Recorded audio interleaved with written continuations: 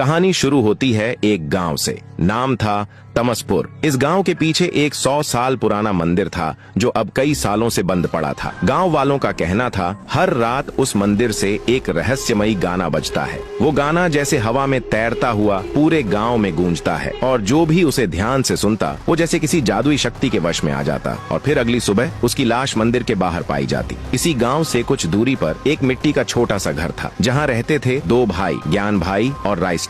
एक शाम राइस्टार धीरे से बोला, भाई तूने सुना है बगल के गांव तमसपुर में हर रात कुछ अजीब होता है। ज्ञान भाई चौंक गया। उसकी आंखों में एक जिज्ञासा की चमक आ गई। क्या होता है वहाँ? ज्ञान भाई ने पूछा। राइस्टार फुसफुसाया, लोग कहते हैं वहाँ एक बंद पड़ा मंदिर है जो हर रात गाना बजाता है। जो भी उसे सुनता है जिंदा नहीं बचता। ज्ञान भाई का चेहरा गंभीर हो गया। वो बोला, तो आज रात चलें उस गाँव, खुद देखेंगे क्या सच है और क्या अफवाह। राइस्टार थोड़ी देर सोचता रहा, फिर बोला, ठीक है चलो। रात का समय था। हवा में सन्नाटा और पेड़ों की सरसराहट। दोनों भाई अपने गांव पर छाईपुर से पैदल ही तमसपुर की ओर चल पड़े। जैसे ही गांव की सीमा में पहुंचे एक अजीब सा सूनापन महसूस हुआ, जैसे पूरे गांव की रूह कहीं छिप गई हो। राइस्टार बोला, क्या हमें यहाँ रुकने के लिए कोई घर मिलेगा? ज्ञान भाई ने कहा, हाँ भाई कोई ना कोई तो होगा, लेकिन पहले मंदिर देखना है। चलते चलते दोनों एक घर के सामने रुकते हैं। राइस्टार बोला, ज्ञान ये घर कैसा है? ज्ञान, ठीक है भाई। राइस्टार ने दरवाजे पर दस्तक दी। थोड़ी देर बाद एक सुनहरी आंखों वाला बूढ़ा आदमी बाहर आया। राइस्टार बोला, हम एक रात के लिए आपका घर रेंट पर लेना चाहते हैं। वो आदमी कुछ नहीं बोला, बस गर्दन हिलाई और अंदर चला गया। दोनों भाई भी उसके पीछे अंदर चले गए। रात हो चुकी थी। चांद बादलों के पीछे छिप चुका था। अचानक वही रहस्यमयी गाना पूरे गांव में गूंजने लगा। दोनों भाई बाहर आकर खड़े हो गए। हवा में डर था पर गाने में कोई मनोहर खींच। राइस्टार बोला, भाई बाहर कोई नहीं है, चलो अंदर चलते हैं। राइस्टार अंदर चला गया, लेकिन ज्ञान भाई वो उस गाने को ध्यान से सुनने लगा। धीरे धीरे उसके चेहरे पर एक अजीब सी शांति छा गई। उसके कदम अपने आप मंदिर की तरफ बढ़ने लगे। राइस्टार ने पीछे से आवाज दी, ज्ञान इतनी रात को कहाँ जा रहा है रे? रुक जा जरा। राइस्टार उसका पीछा करता है। कुछ देर में दोनों मंदिर के सामने होते हैं। राइस्टार जोर से चिल्लाता है, ज्ञान रुक। ज्ञान रुकता है, पीछे मुड़ता है। राइस्टार पास आता है और उसे जोर से एक थप्पड़ मारता है। कोई बात है तो बता, पर ऐसा मत कर, मुझे बहुत डर लग रहा है भाई। ज्ञान कुछ नहीं बोलता, बस मंदिर की ओर देखता है और धीरे से गेट खोल देता है। गेट खुलते ही गाने की आवाज और तेज हो जाती है। अब उसमें कुछ डरावनी औरतों की रोने की आवाजें भी मिल जाती हैं। दोनों भाई डर के मारे वहाँ से भाग जाते हैं। अगले कुछ दिनों तक ज्ञान भाई हमेशा खोया खोया सा रहने लगा। कभी पेड़ की जड़ों को घूरता तो कभी खुद से बात करता। और फिर एक रात जब दोनों सो रहे थे, फिर वही गाना बजा। क्या ज्ञान भाई फिर से वहाँ चले गया? क्या राइस्टार ज्ञान भाई को बचा पाएगा?